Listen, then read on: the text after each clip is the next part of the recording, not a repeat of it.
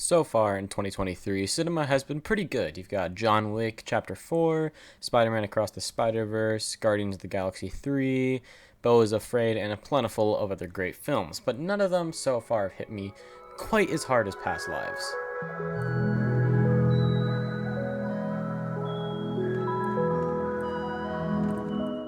Past Lives is written and directed in her debut by Celine Song. It follows two childhood friends who were separated at a young age when Mi Young had to leave South Korea to go move to Canada with her family. 24 years later, they reconnect and have to confront what they are to each other. Now, first of all, I just want to say it's been really cool to see how much Asian representation there has been lately in mainstream film, especially as a half Korean myself and someone who grew around a lot of Koreans. It's super cool to see things like this become the mainstream and are being lauded as the best films of the year. It's just everywhere I go, I see universal praise for this movie, and I never really had a shred of doubt in my mind about the quality of it, and to surprise no one, including myself, it did not disappoint, and I love it, and it's a masterpiece. There's something at the core of this story that I don't see much in other movies. At least they try to do it, but they don't do it as well, which is raw human emotion. Celine Song captures that rawness so well, just because of the quieter moments and the nuance behind these characters. This is no cheap romance where she ends up learning, oh, I actually do love him, and I'm gonna move away and leave my husband that I love here and my whole life here to go live with him in Korea.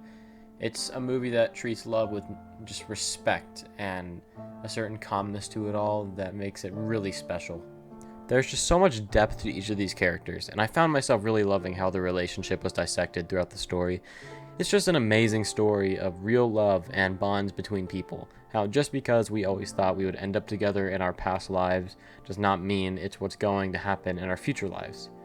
That, I think, is a beautiful message, and that ending really broke me. What adds to all of this is the soundtrack. The soundtrack is not in your face, and it's pretty subtle, but it adds a lot to the human element of this movie, because honestly, it just kind of feels like this is what the characters are feeling. It feels like in their brains, this is the music that they're hearing. Another thing is this movie is just incredibly well shot. The cinematography is beautiful, and it's insane to me that this is a directorial debut, because there's so much detail and meaning throughout every shot, just layers and layers of meaning, and it's something that I only wish that I could accomplish one day in my own films. Specifically, there was a carousel scene that really stood out to me in how it portrayed their emotions, and it just made the scene so much better, and just the detail on every shot and the meaning behind everyone, beautiful. It's just beautiful. But of course, what brings the film together is the screenplay and the performances, which are just fantastic.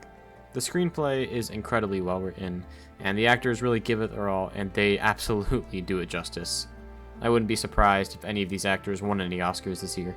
There are a lot of moments of silence where, they're not talking, but through their faces, you can feel what they're thinking, and not just basic emotions like they're happy or they're sad. You can feel what they're thinking, which I don't see that much lately these days. There's good performances, but it's really hard to pull that off, especially just through facial expressions.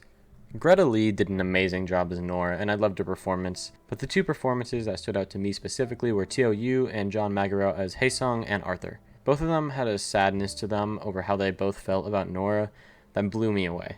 Honestly, I don't know what else to say about this movie, because it just left me speechless. The cinematography is gorgeous, the soundtrack is subtle yet beautiful, the performances are super raw, the directing is incredible, especially for a directorial debut, and the script is just filled with human emotion and detail.